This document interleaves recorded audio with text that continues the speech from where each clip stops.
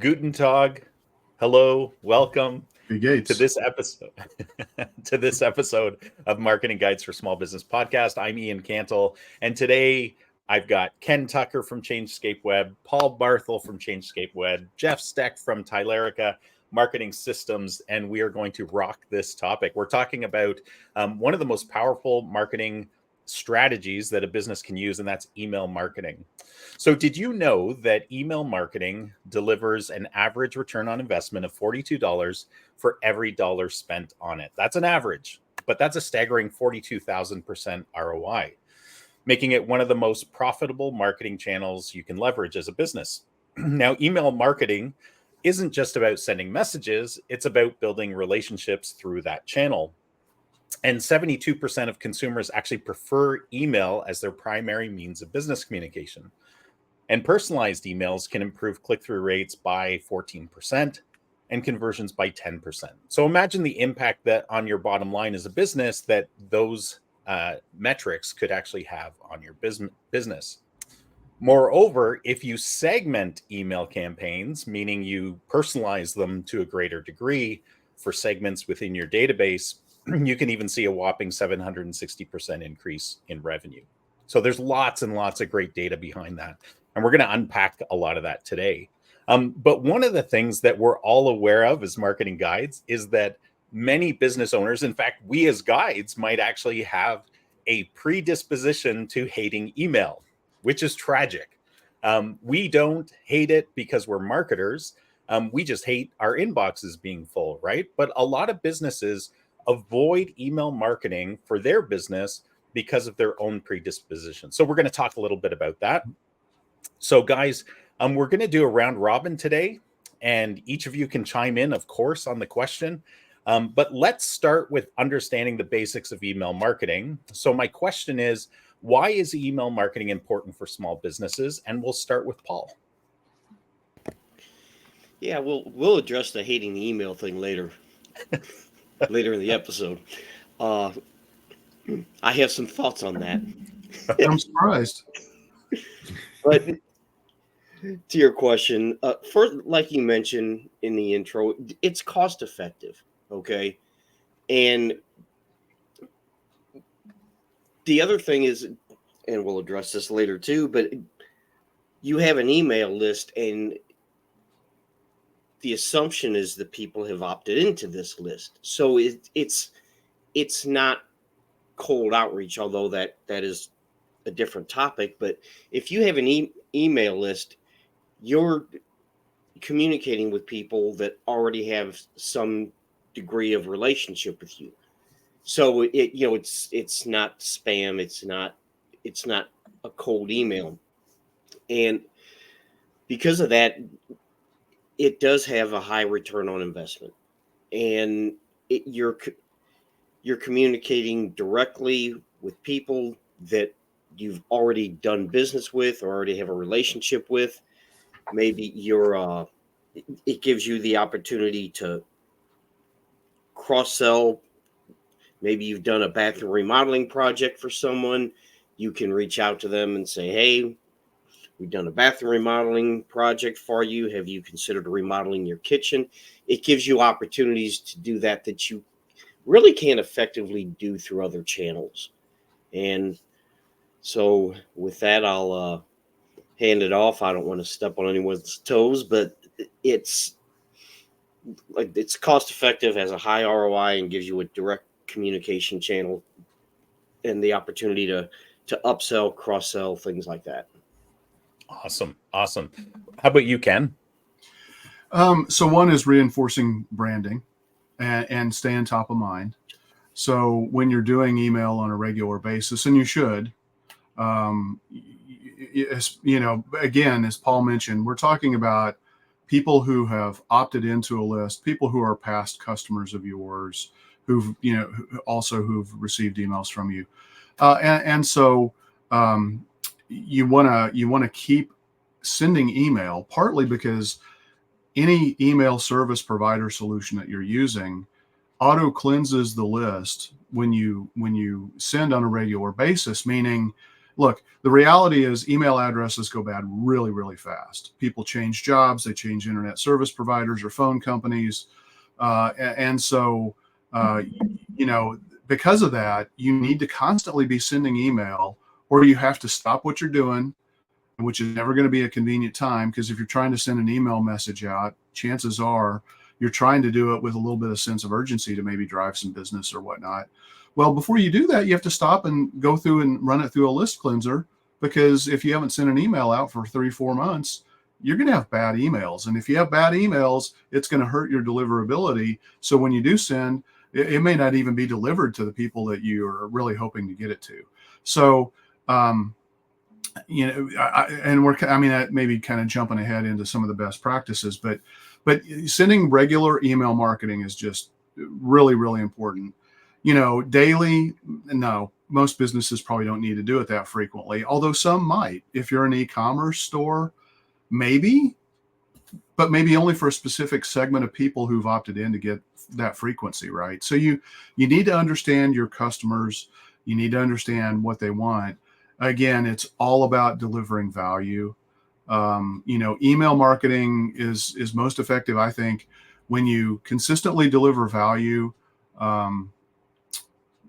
Again, because you're just staying top of mind. You're kind of reminding people in a subtle way, oh yeah, they do this service as well, or they offer these products as well, or, oh, you know what? I've never tried that dish. Maybe I had to go check out this restaurant finally, because this sounds fantastic. I'm hungry. Yeah, you know, so just, you know, I'll leave it at that. I mean, I think it's really important to just keep staying in contact with people. The reason email works better than social media typically is because social media is like a river. And if you're not looking at that spot in the river when it flows by, you're never going to see it again. I mean, that analogy isn't 100% accurate, but it's pretty accurate. Mhm. With email marketing, I mean, it goes in somebody's inbox. They may not read it. That's okay. If they don't mark it as spam, which hopefully they don't, because you're working with an opted in list, or customers who've given you permission to stay in contact with them. You know, it's okay if they don't read it. You're still accomplishing one of your core objectives, and that is visibility and top of mind. Yeah. Awesome. What about you, Jeff?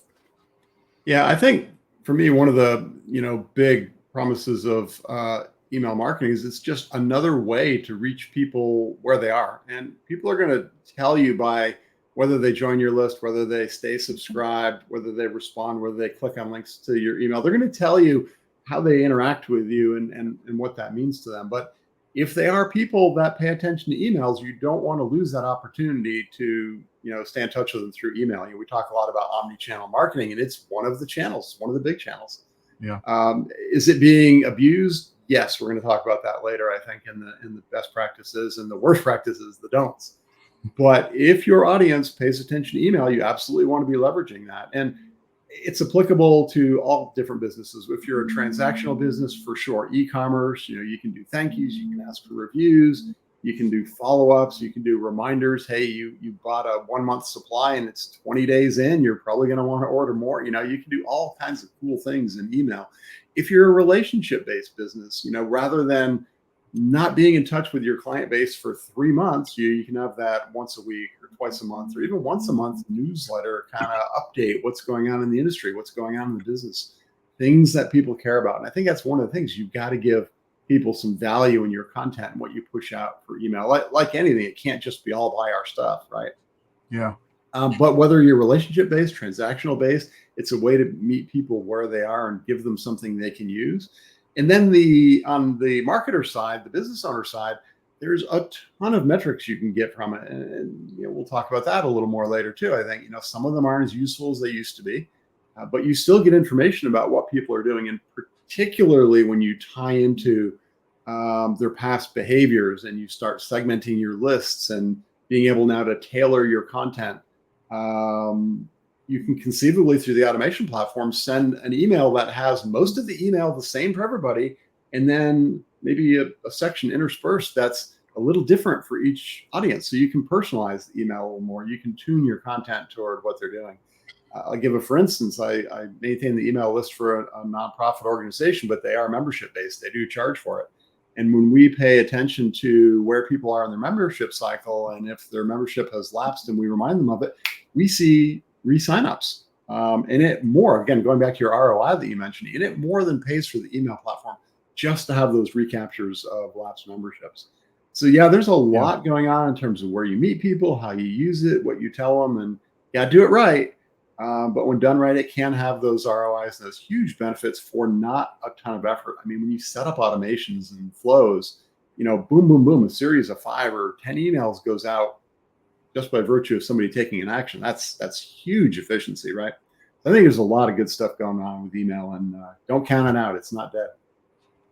Yeah. Ian, I know you've talked about some scenarios for some of your clients, where email marketing is fantastic. So I'll let you do that here in just a second. The key is that if you need to step on the gas pedal and you've got a list and you're maintaining a list and it's a quality list, email marketing is the best way to step on that gas pedal and get business for your, and generate revenue for your business. Yeah.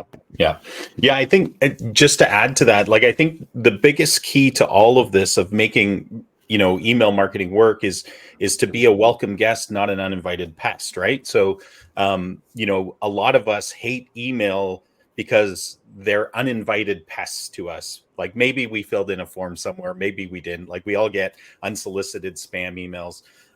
But for clients where they've built up their list over time, I'm always amazed. So just using the dental practices as an example, and even like windows and doors companies, I'm always amazed because as a marketer, you're putting best practices in place for your clients, and essentially every time you do that, it's confirmation of whether those best practices still work, whether you need to modify them. The feedback mechanism is always there.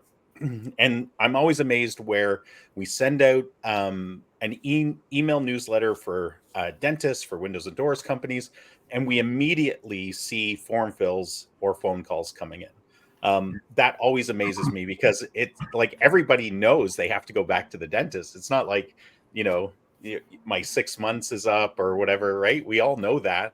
But until you get that reminder, that top of mind reminder, you don't take action sometimes. And so email marketing can be a tremendous action instigator, right? Like it can really move people to action. Which is, I think as a marketer, it still surprises me sometimes. Yeah. And Jeff touched on the whole automation and segmentation and different ways to do that, but you have to be using a real CRM, not some kind of project management software that has a so-called CRM slapped on top of it. You have to be using a real CRM platform to do a lot of those things. Yeah, I mean, or you need a good CRM that can prompt like if you have salespeople, right? Relationship managers, it scores people according to their actions, and then they can reach out, right? It depends on the if it's an automated touch or a real person touch. But without that CRM, you don't have the systems in order to prompt you to do that or to automatically do that for sure. Yeah. It was alluded to that the list is really, really vital to the success of any email campaign. So let's talk about building your email list. What are the best practices for building an email list? And we'll start with Jeff. Yeah, I think, the obvious one, the one that most people think of is a sign up form on your website. Most people aren't going to just give you their email address just because, right? You need to give them a reason. And that means you have to offer something, some kind of incentive. The offer may be just join our list. I'm going to say, don't say subscribe to my newsletter because I get enough newsletters, right? But whatever you call it, it's give me your email address and I'm going to give you something of value. And it may be a one-time thing. It may be a checklist. It may be an ebook. It may be a discount coupon, whatever that one-time thing is. You need to offer something. And it could be the value of the ongoing thing you're subscribing to as well. But you got to give people a reason. Don't just say, please give me your email. But the website sign-up form is a good one. asking people for it in scenarios where it makes sense. Home service businesses.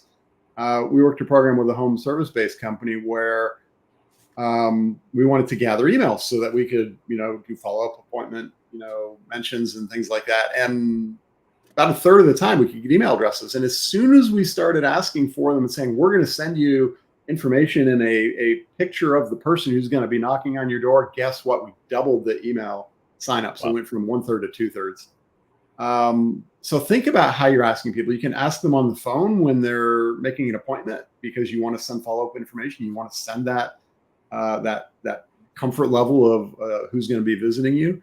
You can ask for it on the website and make sure you're offering something of value. You can, through a social media promotion, drive people to a web form or even directly through a lead form through social media where you're getting their email address. But again, you got to be thinking about what you're giving people, asking them to either give up their email address. What are you giving them in return for that ask? And then if you're doing any events or webinars, ask for it there. Of course, that's a natural sign up. You can't get the Zoom link unless you send me your email address, right? So there's a lot of ways to get it. But the key I go back to is make sure whatever you're offering has value because people don't want to just be on another list just because. Yeah, great points, Jeff. And value exchange is truly what makes all of this work. If I promise you value, people are more likely to give me their name and their email, right? And why don't we move on to who's next on the list? Paul. Yeah, just a couple things you can. One thing you can do is offer exclusive content that they can only get if they give you their email address. There's some debate on this one. I hate them, but there's data that says it works. But the pop-ups, on exit or when you scroll to a certain point on the website, or after a certain amount of time, you get a pop-up sign up for your newsletter or for sign up for whatever. They irritate me, but like I said, there's data that says they work, so don't discount them, I suppose. Don't go by what irritates Paul.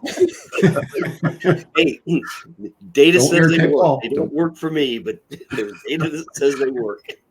So, no, those are just a couple of things. If you're having an offline, a trade show, you can have some kind of promotion there where you can collect email addresses. So I don't know. Those are just a few things that come to mind for me. I'm sure Ken has more. Yeah. Why don't you pop in, Ken? All right. Well, the first thing I want to mention is I think that it's super important for you to try to get as many of your followers from social media to become members of your list, because you guys have probably all seen it or heard horror stories about somebody's page getting shut down, or whatnot. And so you don't own the social media properties, but you can own your list. Now, you may not own it in the tool, because again, if you're an abuser of sending spammy emails, your email service provider is going to shut you down and you can't use that tool, but you can still own and control your list. You can keep that in an Excel spreadsheet or whatever as a backup copy. So I think it's important for people to realize you need to move them onto a platform that you own and control. You don't do that with social media. So it's all about value, right? I mean, there's a transactional value that has been associated with an email address that it's at least generally $25 or more before somebody's willing to give you their email address. They have to have that perceived value. So if you're going to just go with unfortunately, this is the most common way for people to ask for email addresses, sign up for our newsletter on their homepage of their website. If you don't give people a reason why they should sign up, they're not going to sign up.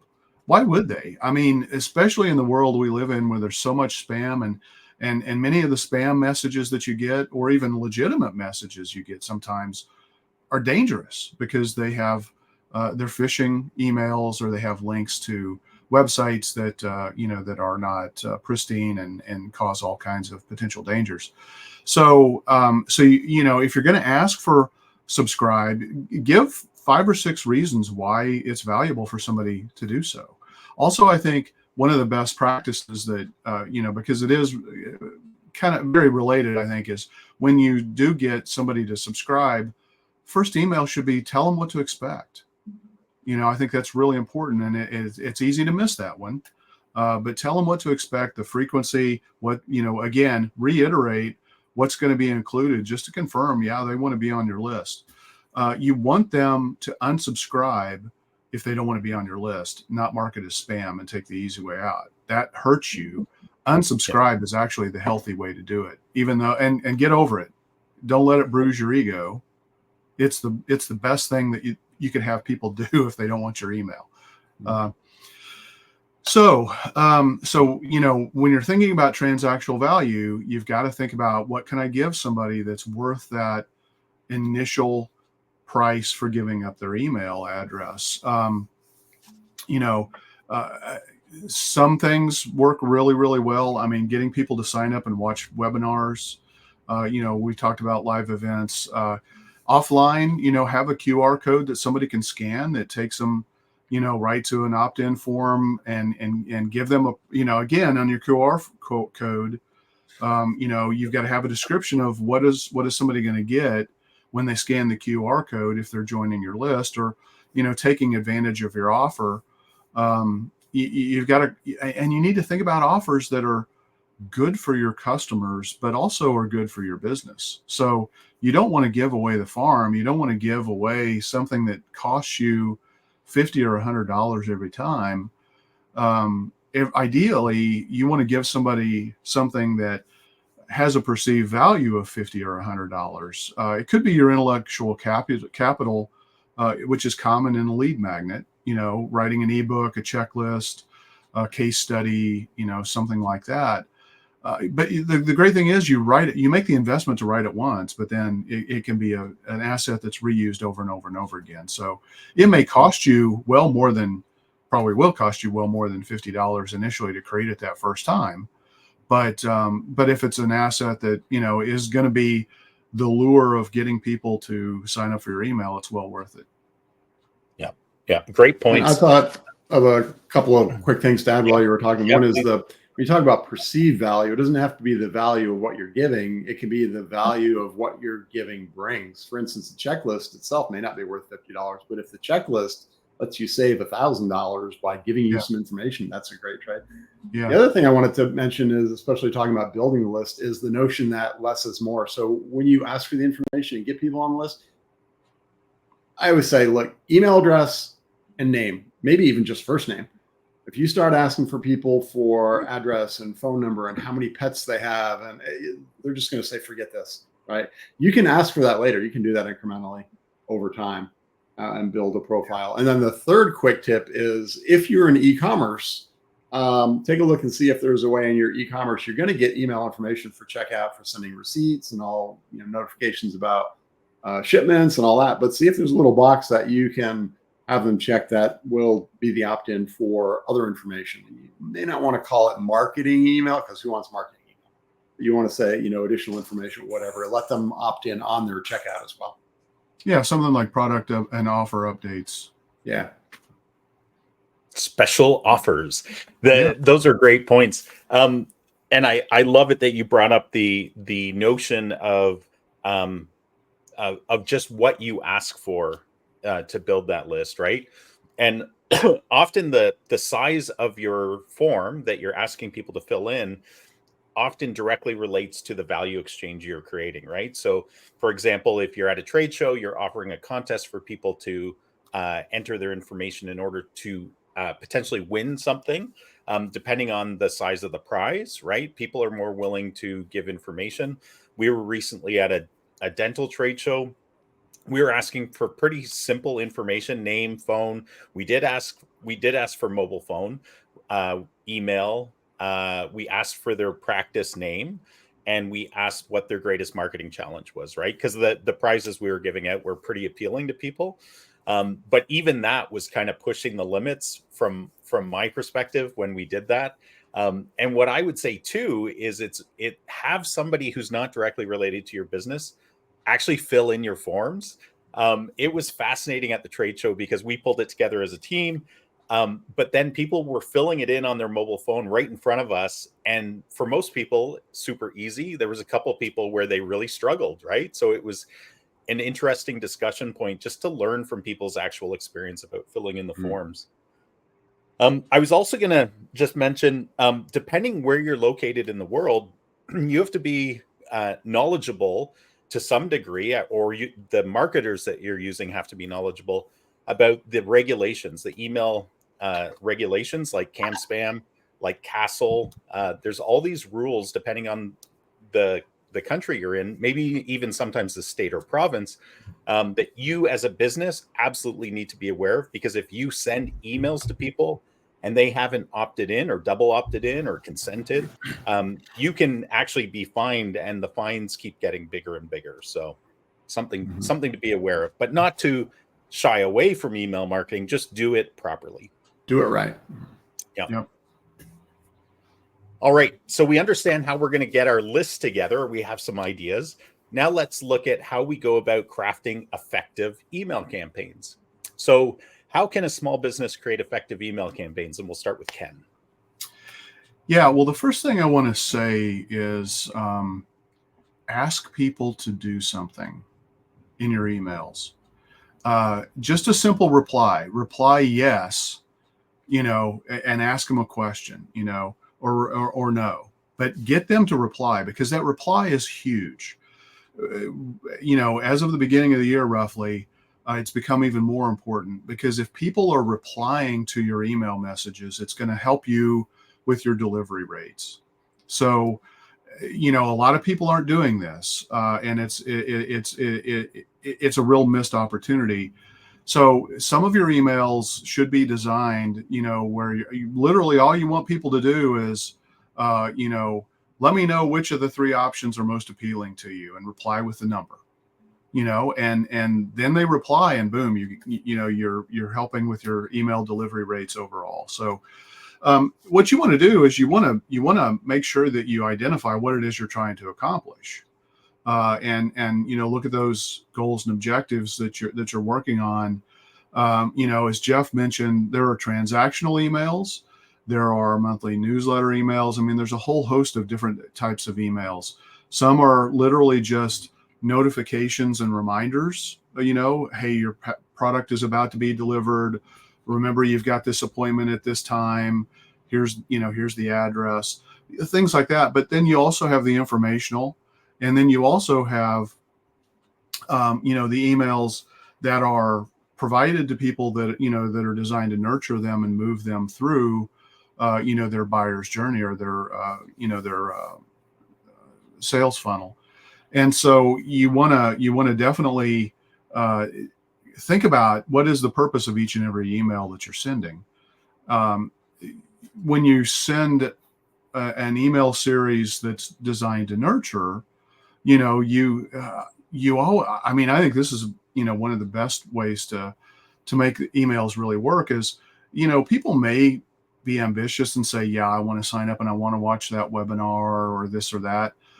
But at the end of the day, give them an easy button. It's like, don't ever forget to include, and oh, by the way, if you'd rather just have a 15-minute conversation to kind of hit the highlights of what we're going to be talking about, schedule your appointment now. Because really, your goal is to try to have some interaction and some conversation, typically with your client, customer, or patient. But again, it has to be aligned with what you're trying to accomplish, right? So subject lines are super important. You need to be aware of what words are going to trigger spam complaints, and keep your emails from being delivered. We talked about free is not okay in an email subject line. But to have free listed on a Google ad for like a free consultation, that's perfectly fine and acceptable. So you got to understand, what there is there. I know HubSpot's always done a great job of maintaining a list of spam kind of keyword or spam kind of words that will trigger, delivery problems for your emails. So, so just do a Google search and look for, spam email words and avoid those. Personalization, Jeff mentioned that you want to ask for minimal information. I think it's always the best practice to ask for first name, because you do want to try to personalize your emails as much as possible. If it's a newsletter, you're not going to necessarily personalize it. But, anything that has transactional value or a nurture email, you definitely want to personalize those. Absolutely 100%. Personalization doesn't necessarily mean just asking or addressing people by their first name, though. It could be they get different content based on what their interests are. So you've got platforms that will allow you to dynamically feed and build an email campaign based specifically on what you know about that that particular contact. So I think that's about enough for me. Those are all great points, Ken. There's so much we can go into, and I'm really curious to hear what Jeff has to say about this. Yeah, just continuing on that personalization line. Yeah, that is also important. I absolutely agree. It's more than just the first name. And I'll give an example. Let's say you meet somebody at a trade show, you get them into your email system, and then the follow-up, 6 months later, maybe you want to send them a message about your new product launch or something. If you say, "Hi, Ken, it was good to meet you at the trade show earlier this year, and we talked about your business and how you might be interested in this," versus if you said, "Hi, Ken, it was good to meet you at the Business Expo in Austin last year, and we talked about your plumbing repair business and how, that's so important." And it makes that connection, right? It's all about making the connection with people and building rapport and relationship. So personalization, yeah, it's a lot more than just first name. There's so much you can do with it. And that relies on, going back to what Paul said, having a serious, CRM based system that lets you have all the tagging and all the fields that you can carry on to do the personalization. Once you have that, the content itself needs to be engaging. And a lot of people struggle with writing content and they don't want to write content, but especially with AI coming on and engaging with people that do like to write content, there's a lot of ways to get content done. It needs to be engaging. It needs to be long enough, but not too long. And that's how you're going to hold interest. You're going to hold their interest from email to email, and they're not going to unsubscribe because, hey, if this was worth a 2-minute read, I'll read it again next time. So you got to provide some value and make it compelling. And then, like Ken said, ask them to take an action. Marketing is about finding your ideal client audience, telling them something about what you do that's better and different from what everyone else does. And then the part that gets overlooked so often, getting people to take action, because otherwise you're telling stories, and stories are great, but action is what puts money in your bank account. So have those strong calls to action, give them, something to do and a next step. It doesn't have to be buy our stuff right now. It may just move them further down the funnel. But always, give someone people to do and lead them along. And again, as Ken said, that's also how you can get some more metrics and get some more tracking. Just an open rate doesn't really mean anything anymore. I think we're going to talk about that later. But the clicks, the follow-ups, the replies, that means something, and those come from your calls to action. Awesome. Great points, Jeff. What about you, Paul? What about me? What'd I do? It's what you didn't do. Well, one thing, I'm going to touch on something here. One thing is compelling. I'm worried. Compelling subject lines. Now, I'm not a content writer. Maybe a content writer can explain exactly what that means, how you do that, what that is. But apparently that's something you're supposed to do. But we've talked about engaging content. This shouldn't have to be said, but mobile optimization. Make sure your stuff works on mobile devices. And isn't mouse type. I see that all the time. Like, you get emails and you can't read them because they're too small. Yeah, exactly. Yeah. So I think that's but yeah, like I said, that shouldn't have to be said, but yet you see it all the time. A/B testing, test, and I'm not going to go into how to do this, but test different subject lines, different call to actions. A/B testing is always important. Visual appeal, there's some debate on this as to whether you should deliver text only emails or HTML emails, because text emails have better deliverability, but from an end user standpoint, a lot of people tend to prefer the HTML emails where you have the different visuals and graphics and things like that. And you talked about compliance, probably talk about that a little bit more later, but the content, and we've touched on this too, the content has to be valuable to the end user. And Jeff was talking about different ways to personalize your emails, and that goes back, you have to have a real CRM to do that. So those are all important things that if you're going to have an effective email campaign, you need to have these things. These are all things that need to be considered and built into the campaign. And we've talked about objectives and segmentation, and it's important because go back to the remodeling example.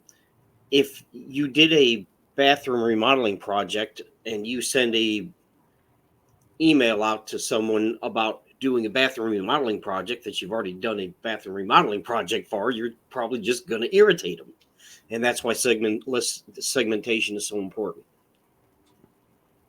Yeah. Paul, you hit on a bunch of good things. And I think the follow-up point I would make is pretty much everything you hit on can be done very easily in a Sirius system. But if you're just trying to use your Outlook or your Gmail and send to everyone on a blind copy, you're not going to get, A/B testing. You're not going to get mobile optimization, previews, spam checks, all that stuff. You got to be using Sirius systems. And if you are sending stuff to a whole bunch of people and putting them on blind copy, that's killing your deliverability, by the way. So get on a Sirius system that's CRM based. Yeah. And you should not be doing email marketing from Outlook or Gmail or whatever. Anyway. Yep. Yeah. I just want to reiterate. So we are so focused on strategy first as consultants that sometimes we forget to remind people, like, if you fail to plan, you plan to fail. You have to have a plan for your email campaigns. Like, yes, you could just throw something out there, but without a plan, like you're being foolhardy, right? Which leads into, I think a couple times you guys have referenced the buyer's journey, but email can be so powerful in almost every single step of the buyer's journey of know, like, trust, try, buy, repeat, and refer. In virtually every one of those stages, you can use email. Now, at the top, the know stage, the only way you can really use email is some connection with ads or buying a list, cold outreach, which, of course, we've talked about before. There's lots of challenges with cold outreach. You have to be super, super careful. You don't want to tarnish your domain, but it can still be very powerful. One of the things that you mentioned, Paul, where you were talking about HTML versus text emails, I think that's really, really important for you to consider in your plan as well. We've done some interesting testing because we were monitoring a service provider for one of our clients that was doing cold outreach programs. And one of the programs they were doing was very almost like SMS text like messages through email, where they would send out a more detailed email to start to, offer something.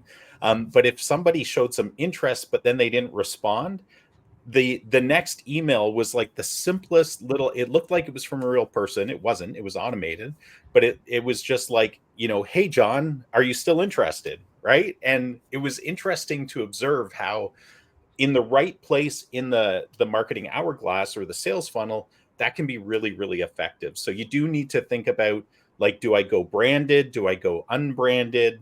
Do I go simple text? Do I go HTML? I wouldn't say over engineer it, and don't, again, get yourself stuck by thinking through this. Do it and then learn from it. That's the key. If you're doing cold outreach, you should probably almost always be doing the text-based emails. Yeah. On cold outreach. And a separate domain. Absolutely. Well, that's later in what you don't do. section here. Yeah, and I want to motor through these questions because I think that's going to be one of the most fun for us to share, and also one of the most powerful, because being in the business, we're doing this every day in and out. We observe mistakes that people are making when we take on their accounts and all sorts of things. So I want to get to that for sure. So before we do, though, let's talk automation. You guys have broached this topic a few times through this, but what are the benefits of using email marketing automations? And we'll start with Paul. Well, I would start by saying automation in general, not just with email, and that's a whole other topic, but automation in general can benefit your business in so many ways, but it's efficient. It saves time, it saves money, it saves resources, because you don't have to have someone manually doing these things. And if you have an email automation, it's consistent. So you have efficiency and you have consistency, and if, again, going back to using a real CRM, you can personalize these emails through automation. You can pull in, we're all familiar, have different terms for it, but merge tags is a common term. I think everyone knows what that is, but different CRMs use different terminology. But yeah, it helps you personalize, and you can build, lead nurture automations, and there's just so much you can do with automation. And I don't want to, I know we're already coming up on 45 minutes, so I'll hand it off to I guess Ken. Before we do, I meant to include this when we were talking about list building, but because you were talking about merge tags, Paul, it's really important for our listeners to know and to understand that list hygiene is absolutely important and vital. And because you were talking about merge tags, it made me chuckle inside, because there's been times where, especially when I've worked corporately and our lists were thousands and thousands and thousands of people, we would do list cleansing activities. And there were common things you'd look for, like Mickey Mouse and, all these crazy things that people enter into forms, and bad stuff. But the funny thing is and it's not really funny for small businesses where it's very personal, is that if you don't do list cleansing, you're sending out stupid emails, right? Especially when you use personalization, because if somebody puts in something stupid, it's going to show up as stupid, right? So, Mickey Mouse. Hi, Mickey Mouse. How are you? So just be careful with that. Hey, Mickey, I'm glad you're interested in learning more about our services. But they're gonna get that email. So you're the one that filled it out like that. Yep. So I'm a huge fan. This is kind of bordering on best practice, but it's also list building, and it ties directly into automation. It's, if you're going to ask somebody for an email address to download an asset, sign up for a webinar or something like that, signing up for a webinar, they probably are going to give you a real email address, because they're interested in that. But because that's the only way they're going to get the content, unless it's a recorded. If it's a recording that you're going to send them to, then they still would need to. Anyway, if they can give you a bogus email address when they download an ebook or a checklist, hoping that you just automatically fire off a link with an attachment. Here's your ebook, or here's the web page. Go click on it and you can download it from this page. No, you don't want to do that. You want to keep people giving you real email addresses, and the only way that they're going to be able to get that response back from you is you send a response back with to their email on how to go get the ebook. You don't just automatically, upon form submission, take them to the page where they click the download button and get the asset, because they're going to give you a bogus email address, a pretty healthy percentage of the time, and that just craps up your list. So you don't want to do that. I like to be pragmatic when it comes to using images or not, based on the type of email you're sending. If it's a newsletter, I think those are usually designed to be a little bit more elegant, have more visual appeal.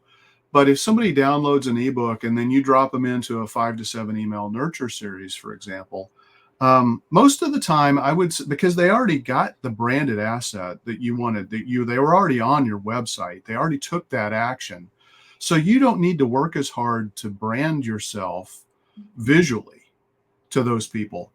Your delivery rate's going to be better. It's just better overall, I think, to keep most of those text-based. But if you need, like, one of the things that I like to follow, a kind of a rhythm of when people download an asset, we have an email that talks about overcoming an objection. What's a common objection they might have? A customer testimonial, how we're different, maybe an example of, what life is like for somebody before and after. So if it's a home remodeler, then, before and after means you probably ought to have pictures or a link out to a video that they can go watch. And a link out to a video, you can't embed a video in an email, but you can have a thumbnail, where people and a play button where people click on it, and then it kicks them out and takes them to the place where the video is actually hosted on some web property. But it's still a visual. So in that whole series, you may only need one or two of those emails to have visual content. Everything else could be text-based, and you'd be just fine. And I think that that's kind of the approach I generally like to take when we're putting together those email nurture campaigns after somebody, downloads a lead magnet, which is one of the predominant, types of automations that I think most people probably think of. The other thing is, offers. We've talked about this before, but crafting the offer is critical.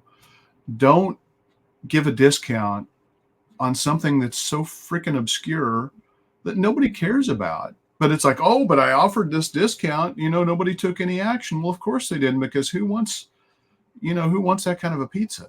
I mean, mustard and, I don't know, who knows what else, but mustard and banana pizza, And pickles. And well, some people actually like pickles on a pizza. There are hamburger pizzas that actually are successful, but I don't know too many people that would order mustard and banana pizza. But you're doing it. You want people to take action. Otherwise, you're wasting their time and your time. Give them an offer, and that's going to motivate them to take action, which at the end of the day, you hope equates to a strong revenue boost, right? So just think about that kind of stuff. Mm-hmm. Awesome. And what about you, Jeff? Automation. I love automations and workflows. I can nerd out on that all day long, but then my first degree was in computer science. So I think from a business owner point of view, it allows you, as Paul said, to be very efficient and consistent with what you're doing and pushing content out there. But more importantly, you can adapt based on how people interact with it. So if they click on a link, you can take them a completely different direction in the next email by shifting where they are in the workflow or which automation branch they're in. I think that's huge. You can do lead scoring. Every time somebody opens the email, clicks on a link, visits a web page, because of it, you can build a score. Again, you got to be in a CRM-based system to do that. But you can start building more information about people and what their interests are and what direction they go, how they engage with your content. And when you're in that CRM, you can also bring people, and this is the other important aspect. It's not all about automation. It's not all about, just having emails. It's about bringing in other aspects of the omnichannel, informing other aspects of the omnichannel, sending a text. If somebody doesn't open an email for a long time, send them a text and say, hey, we noticed you haven't been reading our email. Is there a problem with deliverability? If they look for a product on your website 5 times in 3 days, send a note to the sales guy that said, hey, this particular customer seems to have a keen interest in this product. You might want to give them a call. There's just a lot of cool things that you can do with the automation, and then you can track it and get analytics from it as well. And that will help inform, your future efforts. So big fan of automation. Love writing automation. Awesome. Yeah, I would just add 2 things to that. I would say, one, never lose sight that it must be customer centric. It's not about the automation. It's not about the time you save. It's all about, am I being am I looking at the relationship I'm trying to build with people? because that's the whole point of it. It's trying to make efficiencies there and actually make you smarter as a business and as an organization. But if you lose sight of that, that's a big problem. The other thing I would say is keep automation simple. Having been a recovering over engineering person when it comes to automations, especially with, in the corporate world where we got really, we built these monster machines. Keep it simple. Keep it simple. Do not over engineer these things.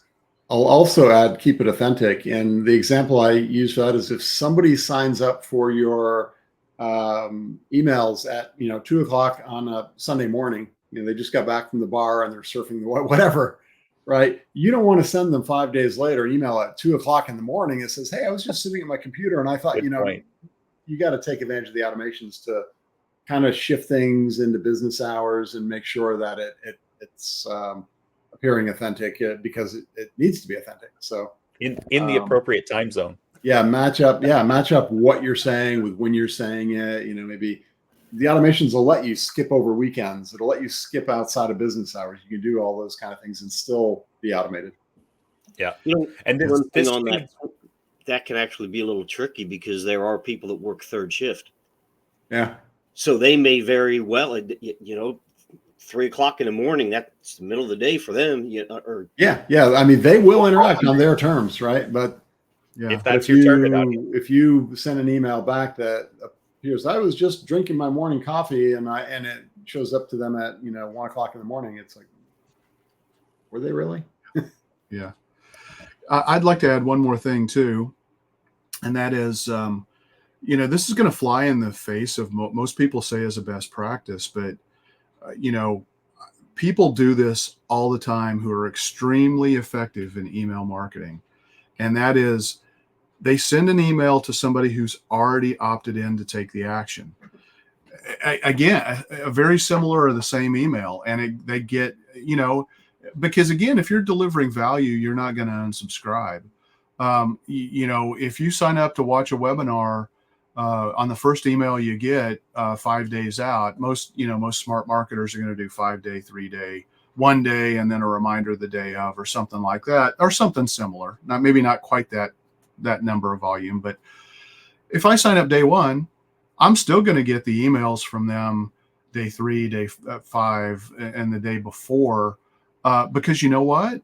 Again, even though I said earlier that email is better than social media because social media is a river, email's still kind of a river because of the volume of emails that you get. So it just, to improve your overall opt-in rates or your action rates where people are taking the action that you want them to, sending an email to people who've already opted in to take that action is not the worst thing. As a matter of fact, I think it's actually a best practice that most people would say is not a best practice.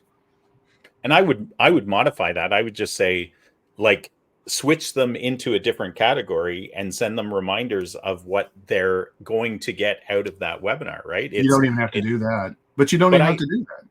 But I think that works even better. I think most people that are doing best practices, because it actually shows that you understood the action they took. It's being more authentic, right? Anyway, I don't think either of us have statistics to back this at the moment. So let's move on, because we don't want to run out of time for this, which is our favorite topic. So are you good with that, Ken? I am. I will agree to disagree with you, though. Good. Me too. So Me too. I think we've covered. We can have an offline discussion about this.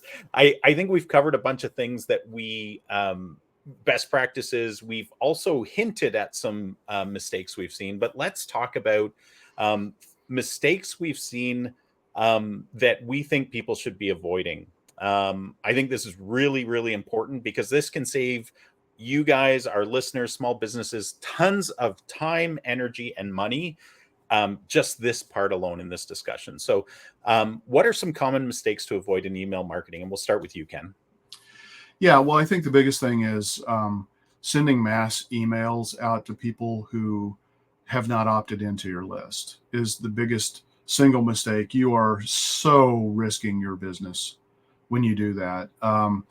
Cold email is a completely different animal than what we're talking about. We are talking about specifically email marketing designed for people who have opted in and given you permission, or that you've already emailed and communicated with in the past. If you're grabbing a list or buying a list, scraping a list, you're asking for trouble if you're sending it from your own domain. So do not do that. Cold email is a different animal. That's what we consider cold email, because these people have no idea who you are. They've never engaged with your business. Super, super dangerous. If Please you're blacklist my domain. Thank you.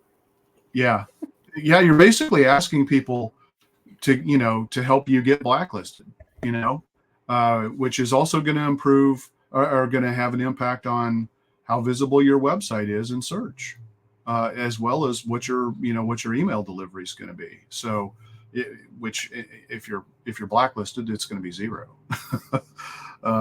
So stay away from that. I hate it when people use clickbaity subject lines.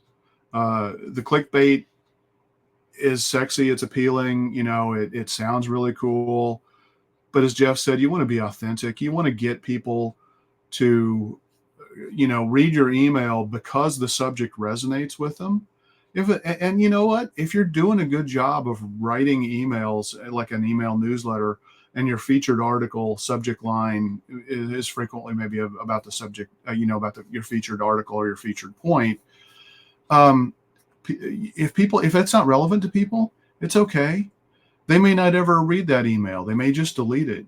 But if you're adding value, even every 1 out of 10 or 20 emails, and you're not abusing it where you're sending them 50 emails a day, which is another problem, then people are probably going to stay subscribed, and we'll open up some, 1 or 2 of those emails over the course of a few weeks or months to get the value that they want to get from what you're offering. I do it all the time. I sign up for a lot of newsletters. I delete 80% of what comes into my inbox. I don't have time to deal with it. Subject line doesn't address a problem I'm having, or it doesn't address a critical problem I'm having here and now. Just be aware of that stuff. Awesome. And Jeff, I know we skipped over a question about metrics. So if anybody wants to work in metrics, because that can potentially lead to mistakes, not paying attention to them. But Jeff, over to you. Biggest mistakes. Yeah, I'll hit it. Metrics just really quickly is the email systems. Again, another reason to use a CRM-based serious email system is they give you a lot of information. It's changed. Open rates don't really mean as much anymore as they used to, because guess what? Apple opens your email to check for viruses or to have speed, when you want to read it. But giving people an action, you need to do that. We talked about that. I think that's a pitfall, is just sending out an email thinking people want to hang on your every word and not leveraging, giving them information they want and asking them to do something with it is a pitfall. I think on the technical side,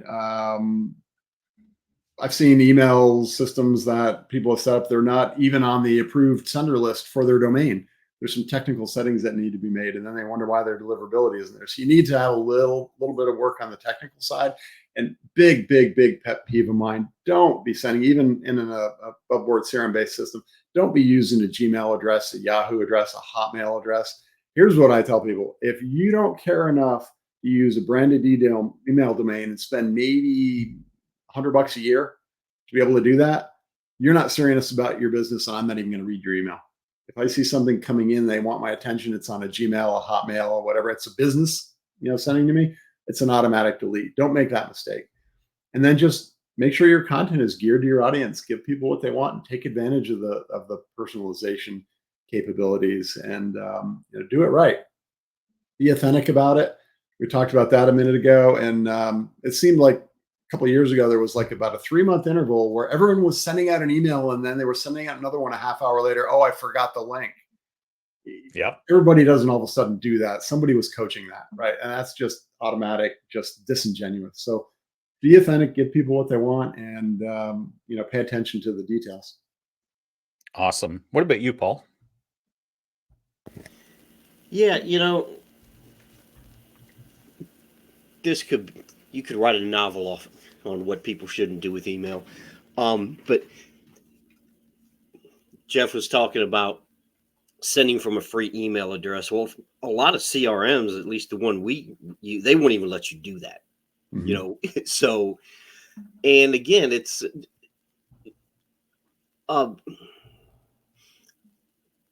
I think a Google Workspace account costs you like $6 a month for an email address. I mean, Mhm. seriously, okay, and you're too cheap Yep. to pay for that. Oh, by the way, Apple and Google aren't opening your email to scan for viruses. They're opening your email to collect data. Speed. That's And that. that's why they're reading your emails. Actually, I think it's Microsoft that does the virus scanning and collect data on you. Actually, they all actually do scan for viruses, but they're really opening your emails to collect data on you. But even to this day, if I get an email without an unsubscribe link, you're automatically marked as spam. And I can't believe this day and age that people are still sending out emails without an unsubscribe link. I mean, you're just asking to get marked as spam. Yep. So I guess those are the biggest things. I know we're over an hour here, but those are kind of the biggest things that, and ignoring feedback, couple of things here. First of all, ask people what kind of content they want. If you have different types of content, ask people what kind of content they send out a survey. Ask people what kind of content they want. And if you have multiple newsletters, and some businesses do, if someone subscribes to one newsletter, that does not mean they automatically want to be subscribed to your 7,000 other newsletters.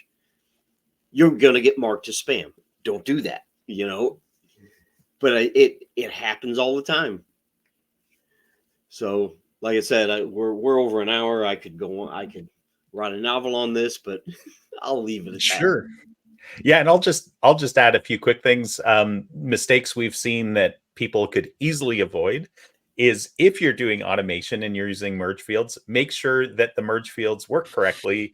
Test your emails, send it to your own people. Because dear comma. Exactly. I've gotten many where somebody has used ChatGPT or they've gotten a template from somewhere and it's got like merge field here or first name, but it's actually not the actual real merge field, right? And then also hi merge field name. Exactly. And then also have a default. Like what happens if it doesn't actually have something to populate the field with?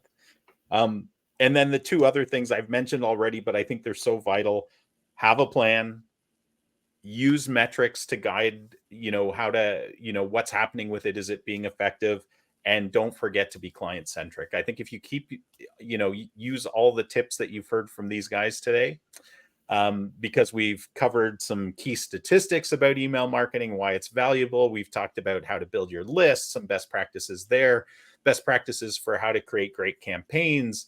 We've talked about automation and workflows and and we've broached the idea of how to measure success and what mistakes to avoid. So I think I think we've run out of time, guys. I didn't think it would go this long, but this is a really important topic, and I'm so appreciative. And I think our listeners are of all that you guys have fed into this. So thank you. I encourage our listeners to share, to subscribe, to rate us on the podcast platforms.